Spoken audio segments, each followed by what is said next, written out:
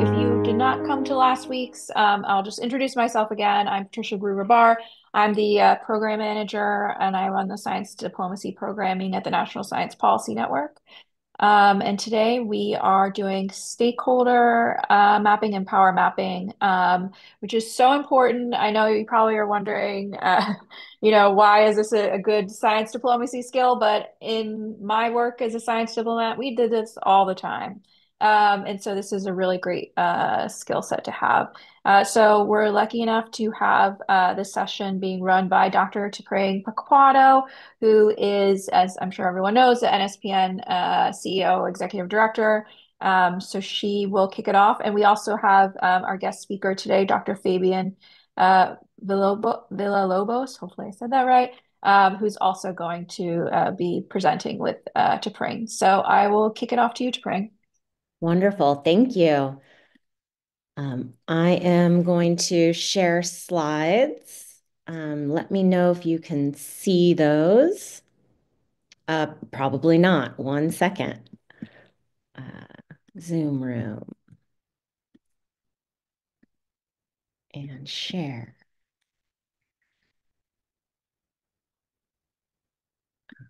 Okay. Okay. Now you can see. Okay. Thank you guys so much for joining on the second session. Today, we're going to be talking about stakeholder engagement and sort of why is that important to diplomacy? So, diplomacy is the art and practice of building and maintaining relationships through tact and mutual respect, as just an overarching definition. So, when we're thinking about diplomacy, oftentimes we're thinking about interacting with foreign countries or individuals across nations, things like that. But at the heart, diplomacy can be thought of as building and maintaining relationships. And so, that's what we're going to be talking about in large part today. So our agenda is going to take three sections: an introduction, a stakeholder mapping, and some methods for the shared vision and road mapping. We're going to sort of share the process here. So I'm going to start by introducing stakeholder engagement and why we do it. So when we think of stakeholders, we think of a lot of different people having an important role in policymaking. So it's people that the decision impacts, and it's people that may be important to developing and enacting and enforcing the policies as well. So when we incorporate a wide variety of stakeholders, it does enhance accountability and efficiency in decision making, and promote governance. But it also increases acceptance of outcomes, right? And so when we think about it, oftentimes I think about it as nothing about us without us. So don't impose something on Californians where I live without taking in consideration California stakeholders' perspective. Don't impose anything on scientists or on women or people in a community. So when you are thinking about diplomacy, you're really thinking about this value or this principle of nothing about us without us. And that includes the development of different countries. The US shouldn't impose regulations on other countries without involving that conversation too. So that's just something to have in your mind as a value and principle when you're thinking about incorporating stakeholders into your policy recommendations, how you develop those, and that really does enhance accountability and efficiency. So some of the things to think about when, like, why even incorporate stakeholders? What are the goals and activities? And really, it's because we don't have all of the perspective. We don't know the customs or traditions, the background and practices. And so this is sort of mitigating our own biases when we incorporate other people. And so a stakeholder at the very smallest unit is another person with different ideas than you, right? And other people, by design, humans are very different, and have similarities, but you don't always know where your biases are, and you don't always know that perspective, and so it's often good to practice with others. And we do this as scientists pretty naturally, right? We often are in teams. There are very few single author reports, and authored reports that are singular are oftentimes commentaries or controversies that are more being an op-ed version, right? It's not the primary research. We don't go into our lab and, grow the cells and study the cells and then not talk to anyone else. It really is a group organization in thinking about our science, and thinking about policy making from a scientific perspective is no different. And so we need stakeholders to talk about influence and resources to better inform those decisions. There's a lot of approaches, and we're going to give you some activities to do a little bit later that can teach you how to do it. But some of the overarching activities that you may hear in your career that include stakeholder engagement are participatory budgeting. How do you budget with other groups that are going to be impacted? Citizen juries might be a vocabulary word that you encounter, and sort of making a body, a composition of people that are going to judge decisions, judge those policies. The most common that you've probably already heard of are focus groups, roundtables, or town meetings. Those are all forms of stakeholder engagement. But one of the things on the next slide that I'm going to finish with is sort of these different aspects, these different levels of stakeholder engagement. And there are a few things to consider. In the highest or lowest level, almost the one that's the easiest to do and may not incorporate stakeholders, does not incorporate stakeholders' information, is really just informing. You have a town hall or a website, and you say, this is what's going on. Thank you for your interest. If you have any further questions, you can email us, but we may or may not get back to you. But thanks for participating and feeling informed. That's a level of stakeholder engagement that can be valuable, because oftentimes we think if you have the information, then you can go back to your community groups or your volunteer opportunities or your institutions or your universities and say, hey, I learned this is going on. We want to play a larger role in helping shape that, or we don't like it. And so now we need to take action. At another level, there's consulting. So that's actually like a little bit more of collecting input, but it's still not oftentimes taken into consideration, or the level of consideration is up to the organization. So sometimes you see that put into practice by collecting focus group information. And this can even be some of the times, like I've been in focus groups on changing the endings to movies, right? That's a decision-making process and collecting input from people that would be consumers of it or stakeholders of it, those that would be impacted by it, right? Oftentimes you see in government agencies this period of time for public comments, recognizing that they didn't talk to everyone possible, and now that they should reach out to the public in general. And it's usually now it's you guys, it's the informed public that even knows, have heard of public comment. And that's what we're sort of training at NSPN, to have you be an informed constituent and be able to think about joining those comments and providing your expertise and background. Then there's involving, and this is getting to be a little bit more advanced, and we're going to be talking more about the process of how you, as future policymakers, can start to be involving people, collaborating with people, and at the top level, or the most engaged level, is empowering people. So those three, involving, collaborating, and empowering, really are different ways to actively incorporate other people or other countries' um, experience, perspective, understanding of challenges, and cultural activities or sensitivities into the final decision-making process of how this policy is going to be developed, the vocabulary used, the people that it may be impacting, and ultimately, our goal is to teach you how to do this in a way that would be the most effective for building equity into policy making and this evidence-based process. So I'm going to pass it to my colleague and friend Fabian for the second half of this, and we're going to ask you to do an activity and kind of integrate you a little bit more. But if you have questions while we're going along, please add them to the chat, and then we'll have a little bit of time for Q&A at the end. Okay, so I'm going to I can continue to share or send you the sharing capabilities. Let me know. Um, let's, if you don't mind, driving the slide so we don't have to Keep it interrupt. moving. Yeah. Sounds good. Um, Hi, everybody. My name is Fabian Villalobos. I'm a senior researcher over at the RAND Corporation, and where Katrina was previously stationed a few years ago.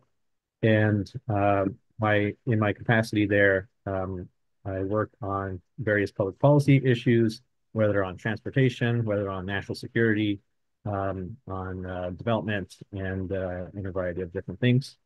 Even though my background is in engineering. So thank you for having me today. Next slide. So we're going to start with stakeholder mapping. Um, And this really starts with your research question or your problem statement.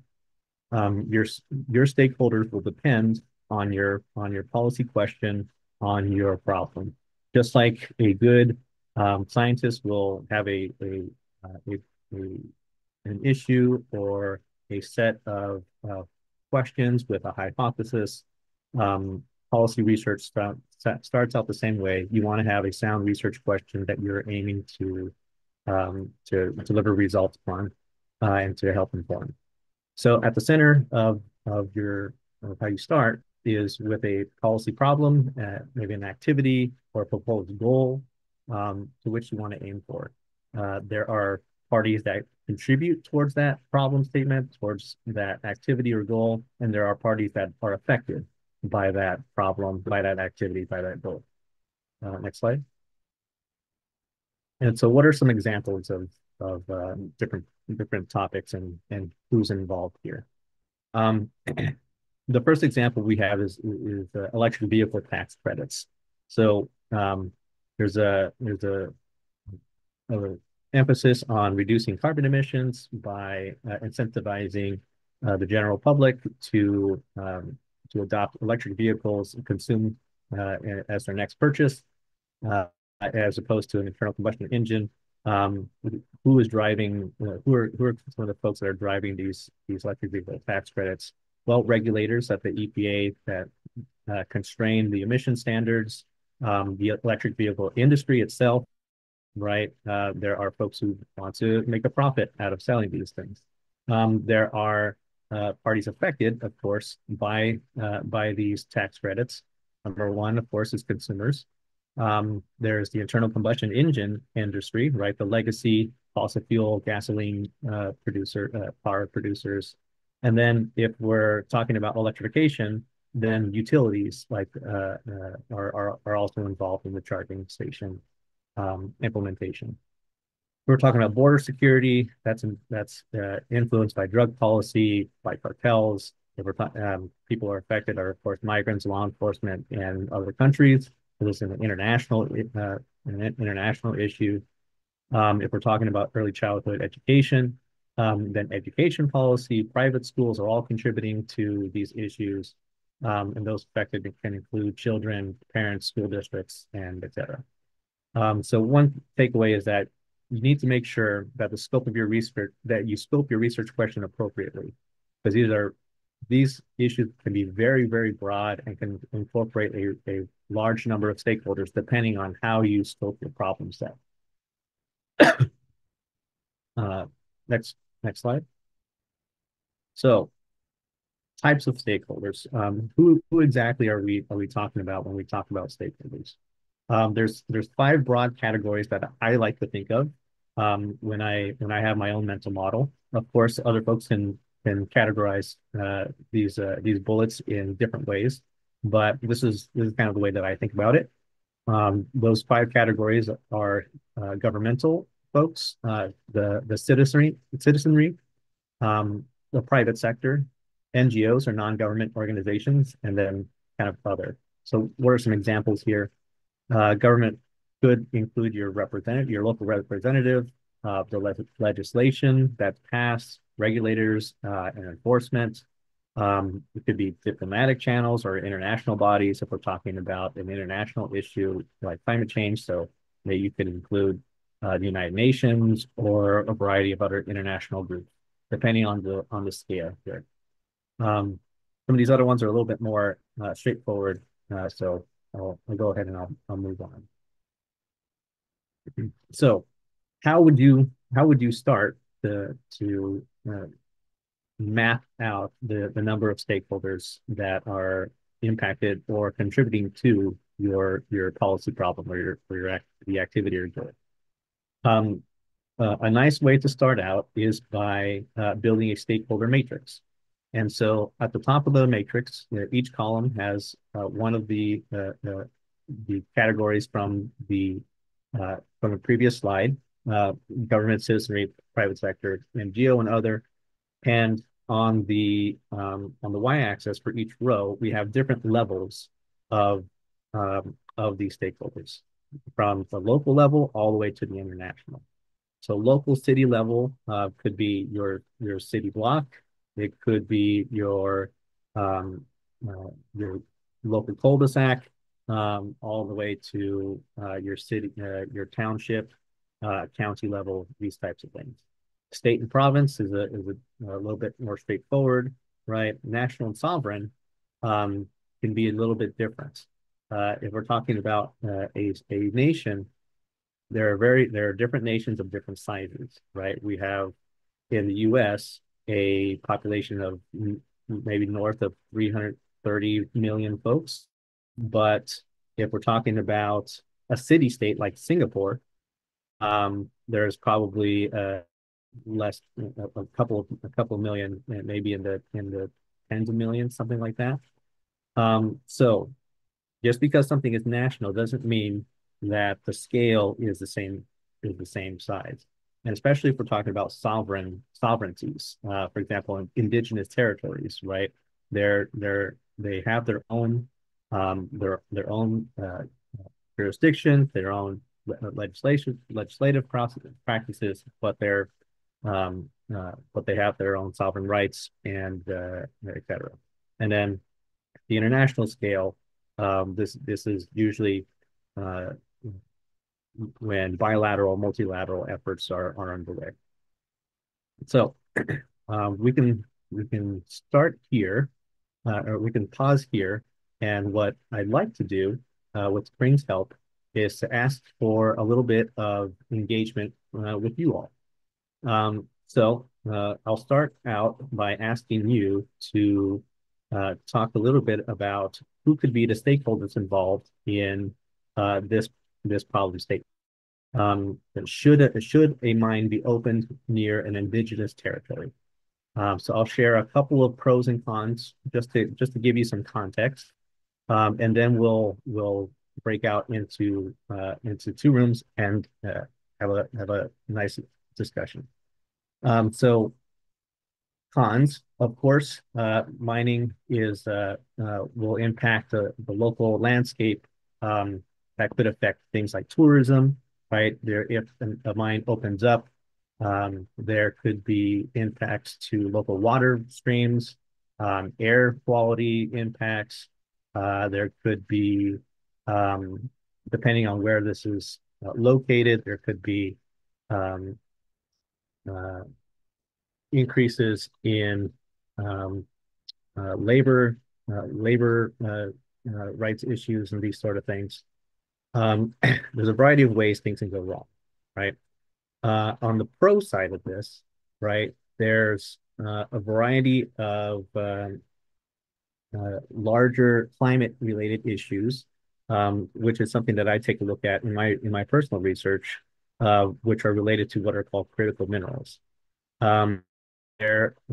Because there are a variety of efforts to electrify vehicles, you need the batteries that go into an electric vehicle, those batteries themselves need chemicals to work. Those chemicals are derived from the ground.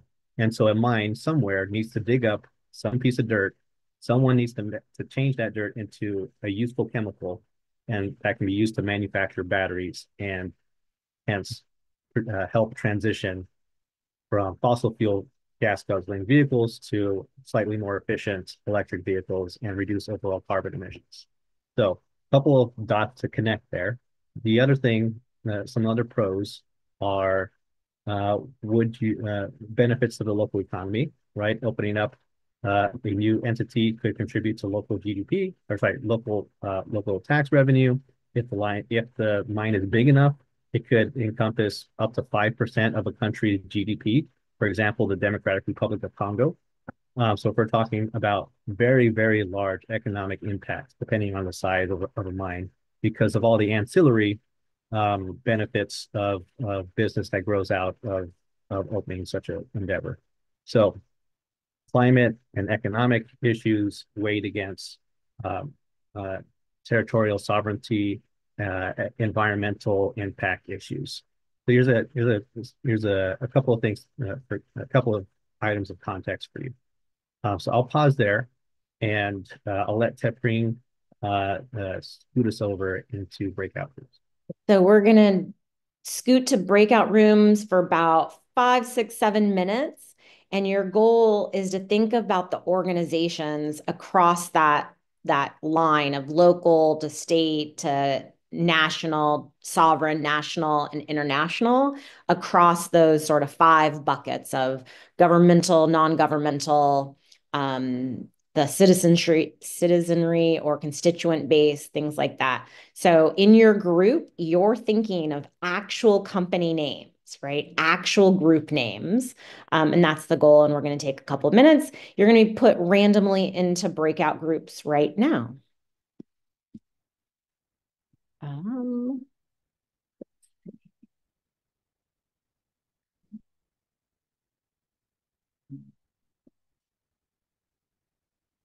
If I can do this right.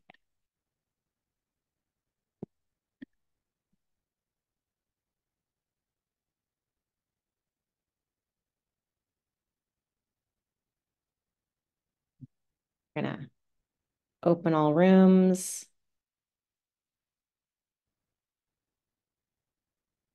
Gonna hope this works.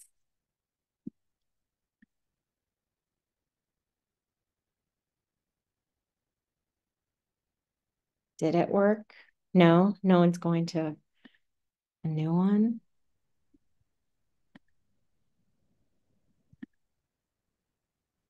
You guys aren't going to rooms, so something's going wrong.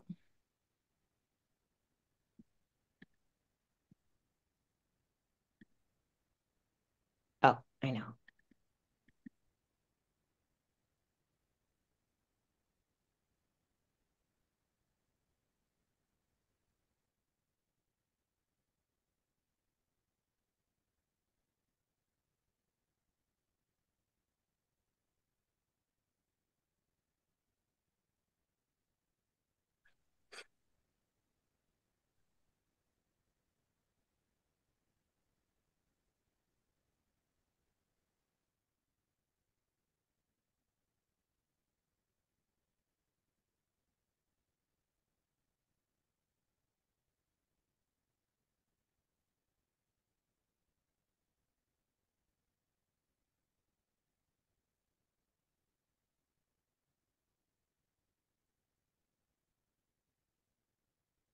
Sorry, I don't see where to. Oh, never mind. Okay, great.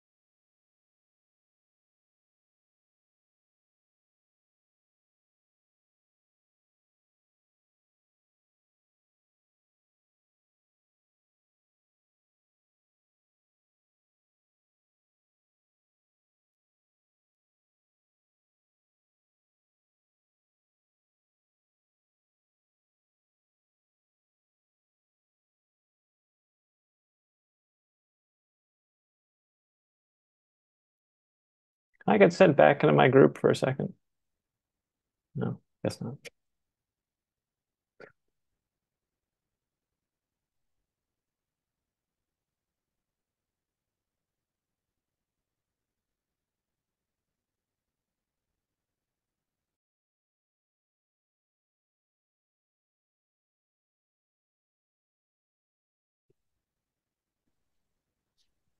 Great. Okay.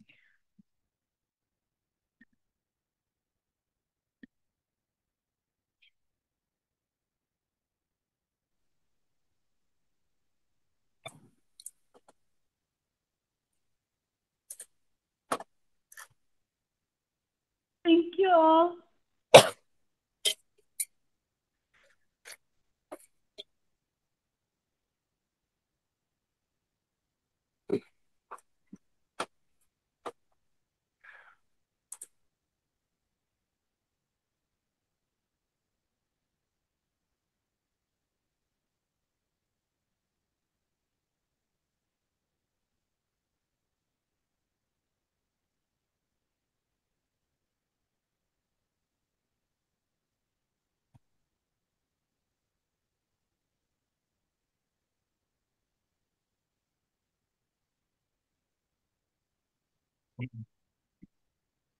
I think we are mostly back.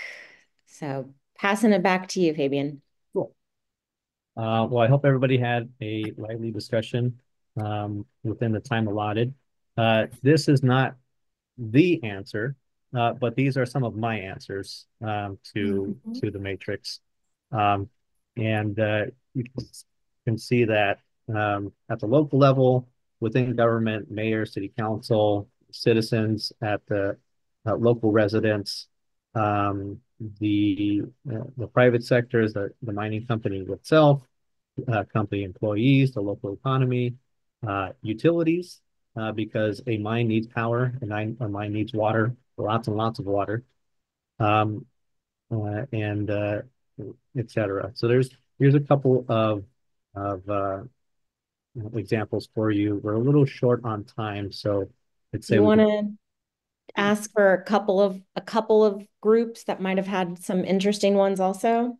Yeah. So does somebody have an example that's not on here? Yes. So something I'm not seeing that I actually brought up in our group was the media, which covers a lot of environmental issues, especially those affecting indigenous communities, and that might be a source of pressure to the government and to the companies that are executing these projects, and definitely, I believe, play an important role in this. Good addition. I see in the chat labor unions. Another good one.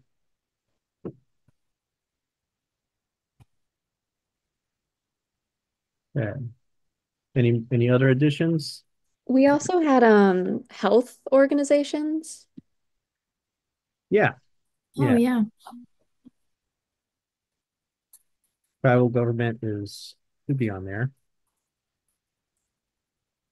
Attorneys, yeah, private sector, depending on whether or not it's an NGO or not.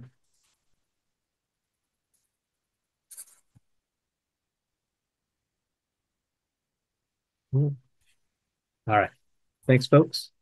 We're going to move on to the third component of today's lecture, finding common ground. So, variety of different stakeholders at different levels, each with their own unique set of priorities depending on their normative values. So, normative is the key there. Um, these are subjective to each individual, right? Just because you value something doesn't mean another person values that or values it at the same degree or different or the same priority level as you. A normative value depends on epistemological assumptions about the world and hence on exposure to knowledge. For example, education level, specific data that they might be aware of or not aware of, and logical frameworks. So their mental models, their heuristics and rules of thumb that they use in their daily life, these types of stuff. There are, because of that, and in addition to that, differences in power drive choices of the pathways towards influencing change. So what is power?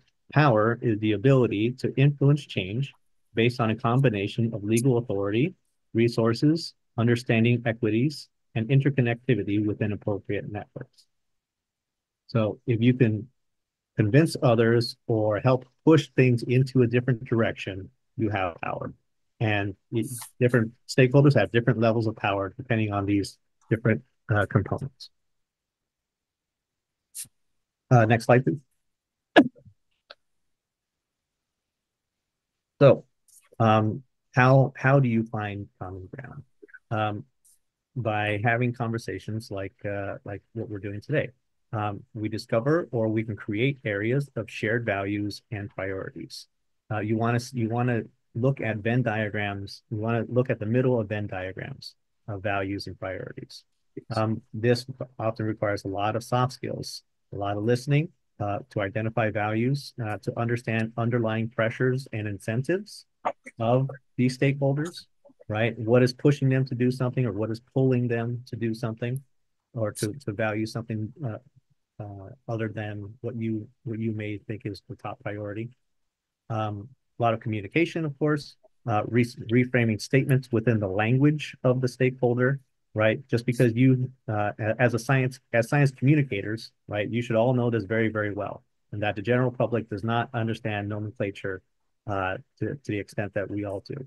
And I don't understand the nomenclature of Melina or Gina or Roberto.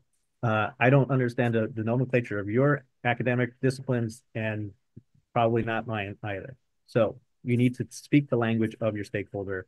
And in addition to that, you need to leverage important information distribution channels, whether that's the media, whether that's art, or a variety of other things. And of course, negotiation. Now, when we want to find common ground, we want to be as we want repeatable methodologies, and so we want formal methods when we can. Policy research requires methodological rigor to collect data and conduct analysis, just like any other field of research. When it comes to collaborative planning, finding that common ground and finding different ways to get to a point where we can all agree on something. There are three components that I like to think about. One is creating a shared future. Nomenclature for that would be joint scenario building. The second is creating pathways to a desired future. So joint planning, and then fortifying those pathways, making that plan robust so that when you implement it, there are as little bumps and potholes in the road once you start executing. Next slide, please. So I'll talk a little bit about a specific methodology called participatory foresight that we have used at RAND for a variety of different issues. The reading assignments that went out had this methodology within the appendix. So if you had a chance to review that, kudos to you.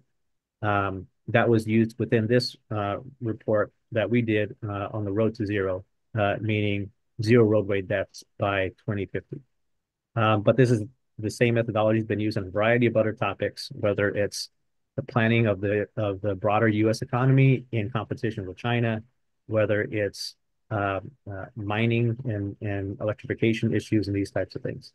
And so this is a very flexible methodology that you could use for a variety of different topics, because it's all about the engagement with the stakeholders in a fashion that lets you approach it in a methodical way. So foresight, keyword foresight versus forecasting. What is the difference? Forecasting focuses on a specific prediction, a specific future. Foresight focuses on many different futures and finding pathways to a desired future given the different possibilities that may occur. So forecasting is prediction, foresight is navigating many futures and many possible futures to get to where you want to go. So there are three methods within participatory foresight. This includes three horizons foresight, which is joint scenario building, backcasting, instead of forecasting, backcasting. This is joint planning, and then assumptions-based planning, which is making your plan more robust for implementation. Next slide. So three horizons foresight. What is a scenario? I just used this word, but what exactly is that? So it is not only a future, but it is the specific pathway to get to that future as well. So there are different futures. As you can see, we have a couple of different. In this figure, we have a couple of different pathways on the scenario tab, or on the right hand of the screen. These are different futures, and they each have a different pathway. But if I had multiple pathways to the same future, they would also constitute multiple scenarios as well. So three horizons. What are those horizons? The first horizon is today, the world as it is, and stakeholders discuss what exactly are the characteristics that are shaping the problem statement that we're tackling together. The third horizon is the future that you would like to the desired future, whether that's zero roadway deaths in 2050, whether that's electrification of internal combustion engines. Choose your topic. And then the second horizon is that point in the middle, the adaptation of the present to the desired future, where there's a tension between these two ends of these two futures, and there's going to be some conflict resolution that needs to happen during that adaptation. Next slide, please. Backcasting. So instead of forecasting what will happen, you arrive at that desired future, that third horizon, and then you backcast how you would like to get to that future. But what is that in a more general context? It's a strategy, it's a plan, it's a way to get to that future. So what is a strategy? What is strategy?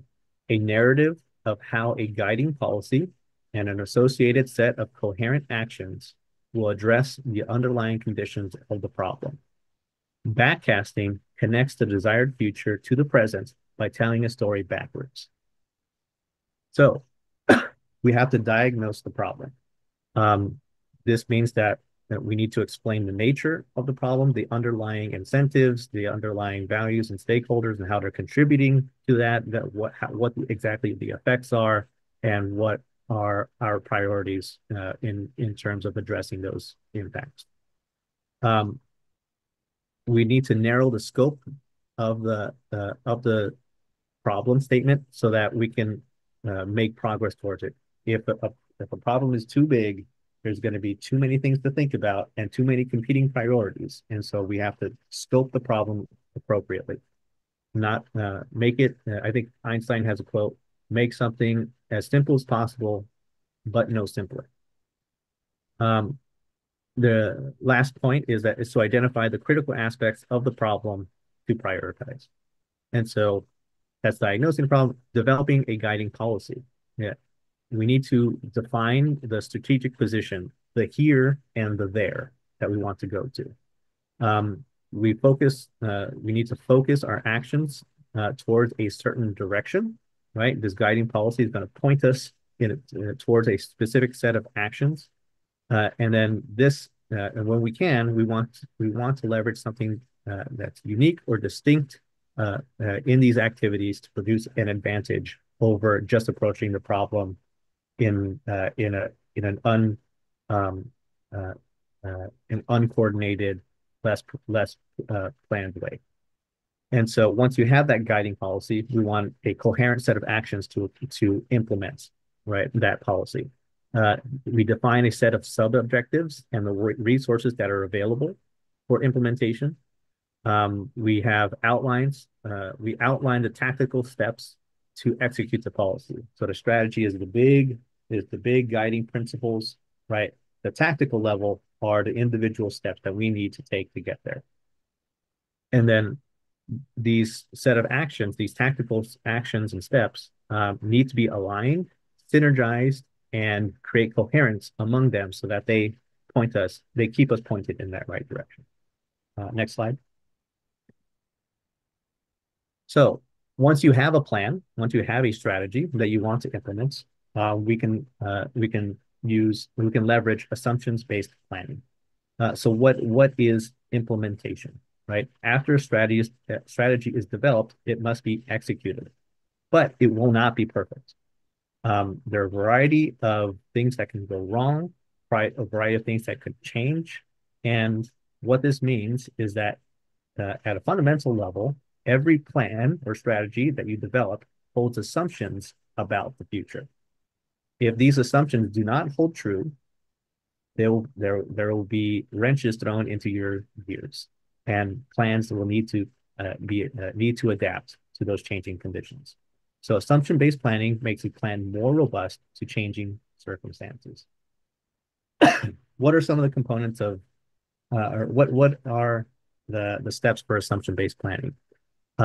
We start in the middle of the slide here with a strategy document, your steps to implementation, right? We identify assumptions in that strategy. If we're talking about mining, for example, one of the assumptions is that mining will be profitable, right? And if it turns out that market prices shift in such a way that your commodity price is unprofitable, then a specific company may need to change its underlying operations to be more profitable, to be more efficient, or close down their facility completely. So underlying assumptions, right? Some of these are more important than others. Those are what we call load-bearing assumptions. These are ones that if an assumption, quote unquote, breaks, will have the most impact to your plan. So this price volatility is an example. You hit those load-bearing assumptions with a variety of plausible events, things that can go wrong, so that you can discern what are the consequences of that assumption breaking. From here, we can identify signposts. These are red flags or signs that an assumption is not holding true, that something in your plan assumed something and now forces, whether market forces, political forces, or any other point of origin, are now influencing your plan. And so we need something to track and monitor. And sometimes that can be data centric. Sometimes you can put the actual metrics to these signposts. Sometimes they're more of checkpoints or specific events that may occur that would tell you that something is going wrong. Now, once you have signposts that you can keep track of to make sure that your assumptions are holding true, then there are a couple of actions that we can take to help this plan move forward. One is the shaping actions. These are the actions that you want to take to help improve or increase the likeliness of your desired future happening, right? To help make sure that your assumptions do not break. Hedging actions are actions that you take in case it does break. Things that you could to do once your plan starts going off the rails. So these are courses of action that you can develop in order to help the implementation of your plan. Signpost to monitor, shaping actions to be preemptive, prescriptive, right? And hedging actions to take after some things start going wrong, things that are reactive in nature. Next slide. So that's the gist of the participatory foresight components. Here are a couple of questions that kind of and um, problem statements or exercises that you could do on your own time. We're not going to go through the whole thing because we only have a few minutes left. But if we're starting out, right, we define our question: should a mine be open near an indigenous territory? Right. We want to do some stakeholder mapping, outline the stakeholder values and priorities.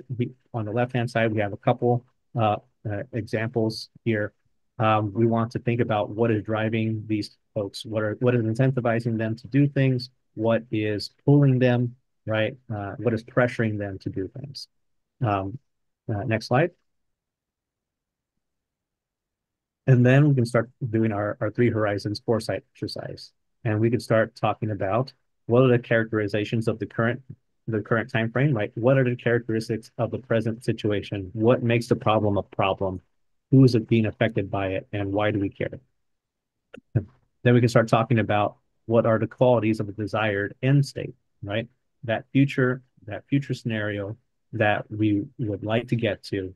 And we can start talking after we have a desired end state, some guiding principles about what we want out of the situation. Then we can start talking about different pathways to get there. And those are unique scenarios because they each have a unique pathway, even if they have the same end state. Next slide. So once we have a desired end state, then we can do our backcasting exercise. And we start asking questions like, what are the one or two critical aspects about this problem that need to be addressed? There's all kinds of issues on policy. Now, this mining one is a very tricky one because there are competing priorities amongst all these stakeholders. But what are the one or two that you want to elevate to the top and subordinate the other issues that come along with mining, right? So once you have one or two that you want to focus on, then we can start talking about what are the components of a general guideline that you want to follow to take care of those critical aspects, to help solve those critical aspects and get to that desired future. Next slide. Then once we have those pathways, right, we can start talking about what are the resources available or that would be needed in order to facilitate that pathway, those different pathways. And then we can start making our way backwards and talk about tactical steps, 3, 2, 1, working backwards to the present. You have a desired end state. You have an objective to get to that desired end state. Then from there, you have some objectives to get to that number 3 step. You have some objectives to get to that number 2 step. You have objectives to get to that number 1 step. You got to work backwards to get to that place, to have a solid 3-step plan here. In this case, it's 3 steps, but of course that's more complicated in real life. Next slide, please. Then we can start applying our assumption-based planning to those 3 steps, our 3-step strategy, our 3-step plan, so that when we implement it, it's robust to changing circumstances. Next slide. So we can start asking, what could go wrong during the execution of that 3-step plan, right? What are some of the underlying assumptions built into that 3-step plan? The future is uncertain, and there's nothing you can do about that. But what we can do is try to think through what could go wrong, and across all those different things, talk about what is the foundation of our plan and how that can go wrong. So we need to, once we identify a list of assumptions, we need to pare it down and varying assumptions. What are the ones that are most critical that will cause the plan to go off the rails? Once we do that, then we can start talking about signposts. What do you want to monitor? What do you want to look out for? What are the red flags that your assumption is breaking? Next slide. Once you get those, for those load-bearing assumptions, then you start talking about shaping actions. What could be done to make sure that this assumption doesn't break? Maybe you want tax incentives for electric vehicles so that your carbon reductions don't keep so that you do have those climate reductions keep declining, right? And then hedging actions. What do you want to do in case things go wrong? and your plan is starting to fall apart. All right. Once you have all those, next slide, you can put them together, and the result of your participatory foresight methodology will be a vision for the future, agreeable to most of your stakeholders. Not everybody will agree, and it won't be perfect. A plan for how to get there that leverages resources from these stakeholders, and courses of action in case things go wrong. So stop right there. Great. That's it in a nutshell. And I want to say that both of us have actually implemented stakeholder mapping, engagement, outreach, participation with stakeholders. And this is an intro aspect to it, but it's a pretty thorough process that we go through in practice. Um, some of the ones that I've led stakeholder engagements on are a bill about journalism, and you may have heard about it in California and nationwide, sort of do aggregated companies like Apple News, Google News, Facebook News, should they pay based on clicks or users to journalists and journalist, publications. I've also led on housing stakeholder groups. And it's very interesting when you think about it from an ability to convene stakeholders. So you may not be in an ability to convene stakeholders at this moment in your time, but you're going to be eventually, right? And when you're in that role of convening, it's really important to take that time to think about the stakeholder mapping exercise that we started with. And then, when there's this particularly controversy or heated actions or a history of disagreement, then really thinking through those scenario building, the world building is also another name for it, the future casting, forecasting, and really taking approaches that can be rigorously thought through to come to the best state. So that's our goal in providing you this introduction to stakeholder engagement. Oftentimes, I think we are left with just that grid of, city, state, nation, international, and government, non-governmental, industry, but it's really even more detailed than that. So we hope that we've provided you with just a brief introduction. I see we have some questions in the chat, but we're really going to open up for the next half an hour to discuss things that might be top of your mind when thinking about diplomacy, science and technology diplomacy, diplomacy on an international level, and really building those relationships between people at the most fundamental level.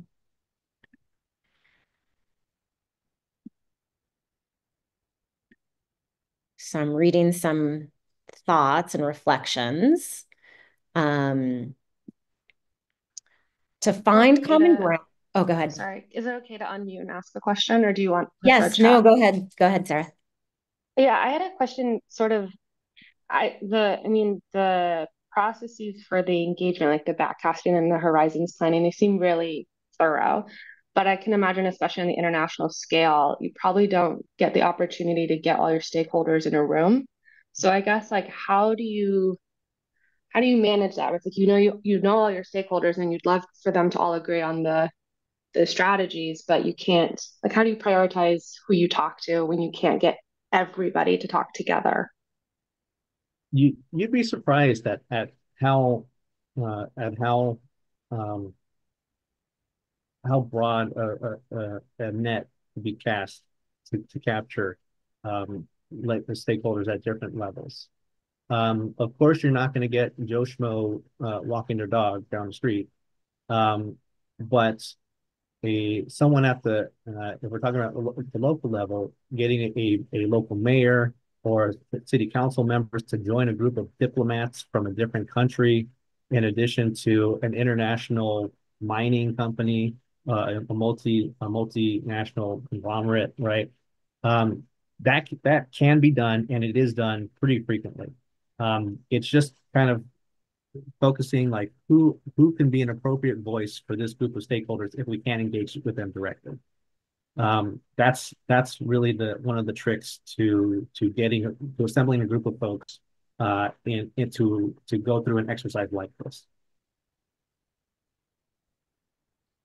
Makes sense. Thank you. And you can also think about it, in one of the slides we presented talking about powers of influence.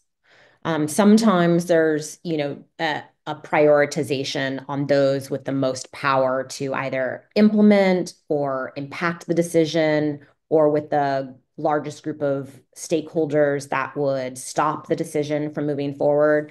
So unfortunately, sometimes the stakeholders are defined by the levels of power. And then a best practice for leading toward equity is to understand that maybe there's groups that aren't represented or aren't represented as frequently or may not have the baseline capacity that should be selected. So if you think about like education system, that's going to be impacting high school seniors, or let's say high school juniors on taking like an assessment test. Oftentimes we don't get the students themselves, and maybe we don't even get the student groups that represent students. We get the teachers, we get the school districts, we get the property owners that are paying taxes into the schools. And so then your job as you're developing, in your early career is thinking, oftentimes we build policies with the ones that have played the longest and have had the most power. Is there a way I can incorporate the minority voice, the ones that are left behind, the one that it's directly impacting? And it is hard to do. And it takes more time and more effort and possibly more money, um, different approaches, right? Maybe focus groups aren't possible because they're in school and you are working during their school time. And how do you do that? And so maybe it means that you take a Saturday day out and go to the community or do it on site. So those are some of the thinking about when you're engaging stakeholders. And the whole point is like, why are you doing this? To make the policy better or more accepted or more accessible, right? Good question. There's a couple of questions in the chat. Do you want to go through those? Sure. You want to read them and go through? Um, or maybe I'll just call on people. I see names here. Mary has a question on finding common ground. Do you want to come on off mute? Oh, hi. Yes, I was just curious as to you about how to best work with the client and how to be able to, like, say for example, it's not just a cultural difference that you may have, but just like how, like, a state difference, how one state like Georgia versus how a state in Washington, how they're going to interpret uh the laws that they have, because their state laws are going to be different than each other for what they allow for mining, for example. Uh, and how rigorous they may enforce their environmental protection laws. And so how would you best interpret those slight differences and work with those groups, if you will? Yeah, I can take that one because I work with a lot of, or I have worked with a lot of legal ones. So in housing, particularly, there are the developers legal side of things, right? The construction, the workers' comp. There's also the uh, lawyers that are talking about like equity and affordable housing. And then there are the lawyers that are talking about like property tax usage and, definitely the environmental lawyers that come into play. So there are a lot of laws that come into play. And so oftentimes you get representation based on trade associations. So associations or organizations that represent the group. So there are, civil justice action coalitions that represent a group of lawyers. And there are legislative experts that are legal experts that you can call in. You can call in consumer attorneys trade association. You can call in environmental justice lawyers groups that you can call in. So you do between, and you can think of this even more important across nations. So even on little things like should car chargers, as we're developing EVs, should all of them be universal? Right. And so you need to know the laws of past experience from between like England and France and India and the US and Venezuela. Right. And so you do collect. And once you start playing in that arena, you start knowing those trade association groups. And then again, oftentimes we think about like the influence when we just talked to Sarah Kate, the influence and the ones that have been players for a long time, the ones that have that PAC money and contribute regularly, the ones that have the constituency group that they send out that message regularly, to be the most equitable and to start expanding the voice as you are practicing, you should think about voices that had not been historically heard, but that can also significantly contribute to your questions. Yeah. Thank you. Mm-hmm. Other questions? Someone wants to come on and ask their question?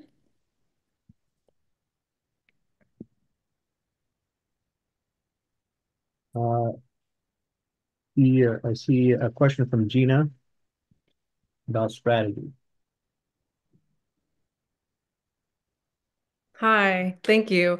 My question is around the process that you go through to actually define the problem.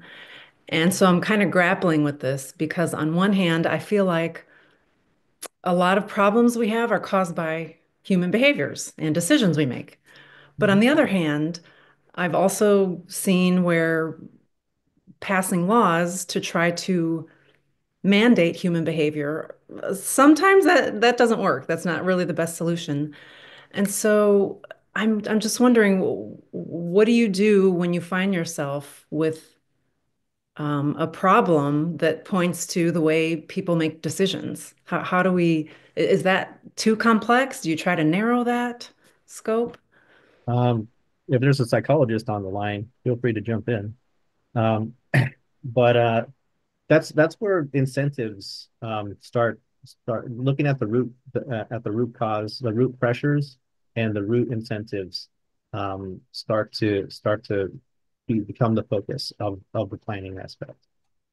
Because you could change or adapt the incentives or the pressures that are being applied to these folks with policy solutions, right? If folks are worried about gas prices, right, and that's in the news, then you could leverage a communication strategy saying, why worry about gas prices when you can go electric, and start to inform with a communication strategy the benefits of electric vehicles or something like that. So when it comes to like the implementation, or sorry, the backcasting element of that, you want to that doesn't have to be like specific physical like actions or anything like that. They could be tailored to the behavior aspects of how do you shape behavior with policy solutions, whether that's tax incentives, whether that's communication and education, whether that's um, uh, leveraging um, leveraging specific resources that these folks utilize all the time, and shape that uh, shape the way that those pressures are felt. Um, Sometimes that's an economic, policy. Sometimes that's a technical, more mandated solution. But um, if we're talking about, let's say, behavior on social media, right? Um, Creating an alternative to the current suite of social media websites and apps is another way to incentivize folks to not behave in certain ways by giving them an alternative environment in which um, uh, just to go about their social business. And sometimes that involves finding a specific stakeholder uh, who might be interested in starting a new venture or a public-private partnership or some sort to give folks an alternative to what is currently available. There's different ways to think about it, but that's kind of how I would approach it. Yeah, thank you. Incentives, that makes sense. And maybe at the same time, we could also say, some form of punishment, which is where the law would come in. Carrots and sticks. Thank you.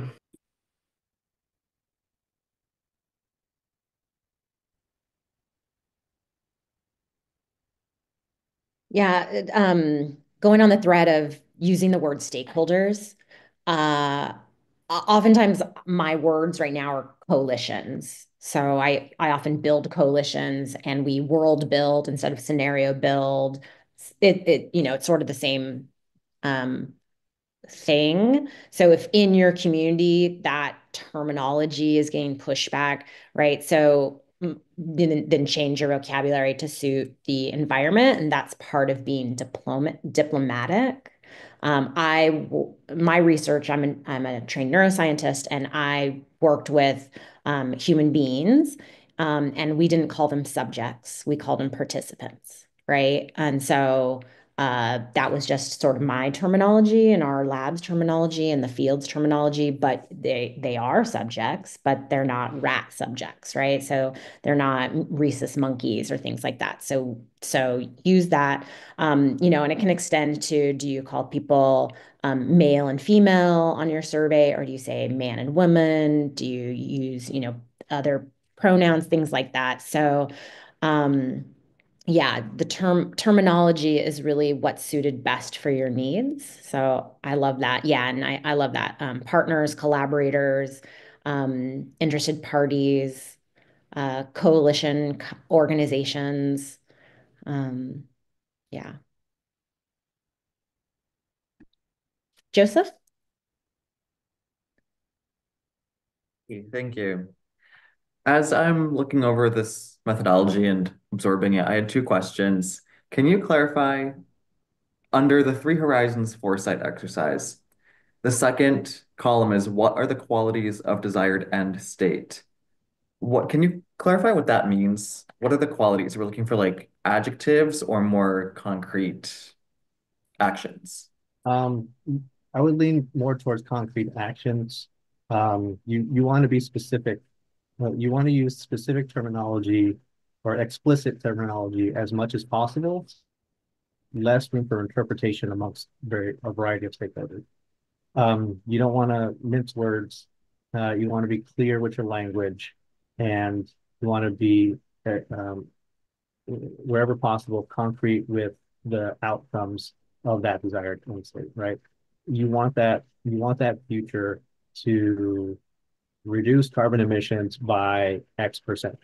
You want that future to um, uh, um, lower taxes by X%, whatever. If you can put numbers and metrics to things, help you get focused. And whenever you involve quantitative measures, it helps folks really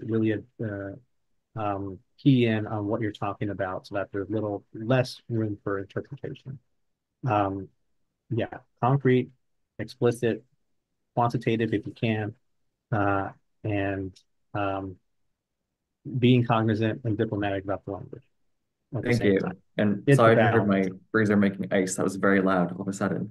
And then similarly for the back casting exercise, what are the components of a general guideline to be followed? Same thing, we're looking for more concrete steps. That one is a little bit more aspirational Okay. adjective leaning. We want to prioritize um, ESG requirements for mining. So what is ESG? Environmental, social, and governance principles within the mining sector, right? So that these companies are not just polluting as much as possible, and there are some standards that we apply to them that could be used to enforce for enforcement, regulatory enforcement, and these types of stuff.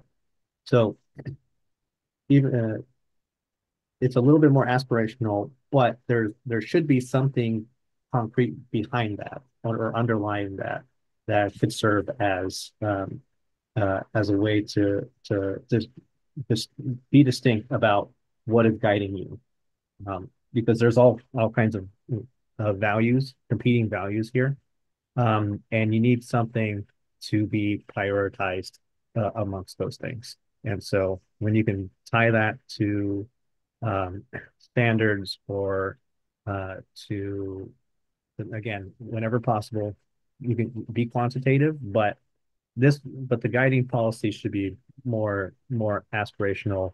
It's more about telling this, connecting the dots to how this specific guideline will address that issue. It's that weird in between. So an example that I use in my that is within my remit, my research, is the policy of from mines to magnets within the United States. What does that mean? Well, electric vehicles need electric motors. Those electric motors need magnets. Those magnets require metals. Those metals come from the mine. So if you want a policy, if you want a domestic electric motor for your electric vehicle, and you want to bring jobs into the United States, and you don't want to rely on other countries for supply chain reasons, right? Um, you need a policy of mines to magnets. We need to look at all the steps of the value chain to get to from the dirt to an actual magnet in your motor.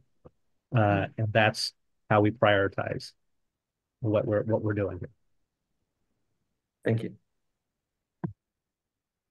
Mary? Hi again. I had another question.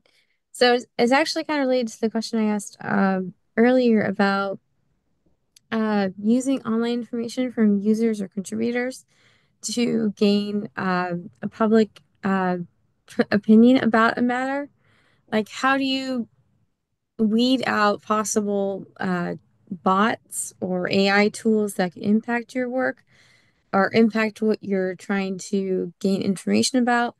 And also, I had another thought about that as well, is like, how do you also contend with misinformation or what they call fake news? Yeah, this is more of a like a methodology. So researchers are tackling that, and there are ways to eliminate some bots and just the data collection, but that is a concern, right? So with the boom of AI and bots and misinformation and uninformed information, sometimes it's just I thought it was right, but I was misinformed because I'm a regular person and I just misremembered things like that. That's part of research methodology that as you get into that field, you start to do more mixed methods. You start to think about like thematic mapping. There's a whole methodology for doing qualitative research and tools for qualitative research like that. And the best qualitative research does and I've done a lot of qualitative research in my field, uses multiple readers, multiple analyses, multiple statistical analyses to try to get to the like core truth or the core direction or the core scenario. So when I've done a couple of world building activities, it's all verbal, right? And so I've incorporated a graphic artist to do some interpretation, right? I've done sentiment analysis to get the tone of the language, not just the language itself, right? And so there's a whole bunch of like actual just methodology. So if you're going into that research, there's a whole section of schooling that you can get your some certificate courses to. And also it might be something that we as NSPN sort of do some more guidance for as well, or see if there's a gap in sort of that education. But there is a field of that type of research. Good question. That's awesome. Thank Yeah, you. yeah. Samuel? Yeah, I like the three horizons structure, talking of the now, the future. So let's say I had a question of how are foreign countries handling data policies for emerging technologies? So a question like that. The future being as it should be, whose standard do I use when I'm analyzing, when I'm projecting what the future should be in that scenario?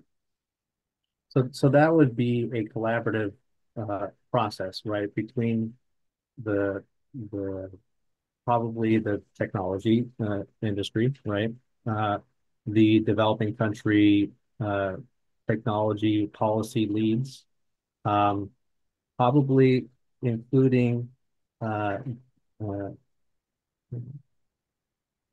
technical experts that work in policy that are not necessarily in those countries, right? So that you can have that academic or university voice in the room, right? And have those types of folks come together and recognize that this is that here are some of the principles that and values that we want to see in that desired future, right? Start with what the outcomes you want. What are the outcomes that you want to have, right? And then you can start walking backwards and say, all right, what are the components that are needed in order to get to that those desired outcomes? So there's a difference between outputs and outcomes, right? Um, Outputs are the immediate effects of that policy, right? A reduction in, if we're talking about tax incentives, right? We're talking about for electric vehicles, it would be adoption of the immediate output of tax incentives is increasing sales of electric vehicles, decreasing sales of internal combustion engines. The outcome is that 1 degree of freedom removed from that at a higher level of reduced carbon emissions, right? And so there's the immediate effects, and then there's the what do we call it, the 1 degree remove of the outcomes that you're trying to see. So start with the outcomes, and then you can get a little bit more tactical in terms of what the specific policy should be producing to get you that outcome. Does that make sense? Yeah, thank you. And final question with JD. Hi. So my question was more about just situating the timeline. I just want to see if I'm way off base here. So the stakeholder mapping, my understanding is like none of us are at the stage where we're convening these meetings, but like if we were, stakeholder mapping would be happening before the meeting, before convening people, so you can figure out who to come, Yeah. and um, then you would use these other tools, assumptions-based planning and three horizon. That happens in the meeting. Together, you're defining what the final horizon is, where you're at now, what the assumptions are, the hedging actions. Is that right? Yeah, in real times, if you think about just let's anchor it in like the legislature. So the legislatures across like in each state and nation, we can think about federal governments of each nation. They have a time horizon. So like, some presidencies are 4 years, some are 6 years. Sometimes they're thinking in that bigger group. Senates are 4 years or 6 years. Assemblies are 2 years. Almost very often, some states meet every year. Some nations don't always have like a full-time um, uh, parliament or government process. And so your stakeholder mapping can be even like a whole year of preparation. Like in California, you can do stakeholder mapping. Who are you going to get to the table? Who are you going to convene? Who are you going to invite? What time of year is it going to be? It's usually in August or in December to do those preparations. And then you start going through like the iterative process. How many roundtables do you do? Who's doing the website? What are the development? How much public comment does your state or your nation have a defined period for public comment? Oftentimes it's 60 to 90 days. And then there's a period for responses. And that means in that period, you're doing your research, right? You're doing the analyses, and your team is doing the analyses and doing the interpretations. And then sometimes you even have like a deadline for reports, right? And so it could be for one project, like the housing project that I did most recently, I went to 8 cities and took extensive notes. And then I spent about 2 months doing like the research compilation. Then, it was sort of a California internal project. So then there was internal review. That was another 2 months. And so from start of like conception of like, hey, we should take this show on the road and get more, input on California housing crisis, to like execution of bills from that process was at least a year. Um, and so, as you become part of that world, whether you're the researcher on the topic, of mining or electrification or housing development, or you are a trade association leader that's making sure your constituents get represented, that timeline is pretty drawn out. That's more like a PhD process than it is sort of like this really quick gratification. It can be quick, and sometimes that's why I really like legislative process is quicker. Thank you for these questions. Great active engagement, you guys. I really appreciate it. I'm going to wrap up by sharing sort of my perspective on diversity, equity, inclusion. We are all human beings. We come with our own biases. We aren't free from that because we came from a point in time where we are born in a certain area with certain parents and certain environment. Certain community, and that is true and real. And so to mitigate our own biases, we do things. We do research, and what NSPN and I are trying to highlight is having this press for equity, diversity, inclusion, justice, right? And so as we are practicing those in our research, in our policy making, it is really important to think about not just the label, but the actual practice. And so as we are doing stakeholder engagement and we want to make the best policies for the most amount of people in the shortest amount of time with the fewest amount of resources that are limited on our planet, we do these things that are embedded with justice as a value, with equity as a value, with diversity of perspectives, particularly because our questions are more complex and involving more people across not only cities, states, but also nations. And so regardless of who a president, administration in the United States or elsewhere is, it's a way of acting, a way of being, and a way of having a perspective. And perspectives are really resilient. So I want you to trust that our perspectives as a nation are really resilient, and you will get your perspectives and your values involved in the system. And thank you for being here today. And you're going to go out and take action with the education that you've learned. So I trust we will have a resistant, flexible, thoughtful policy-making group. And thank you so much for your active participation. As always, we are available. Find us on LinkedIn, email us, engage with us, and happy to engage in the future. Thank you so much.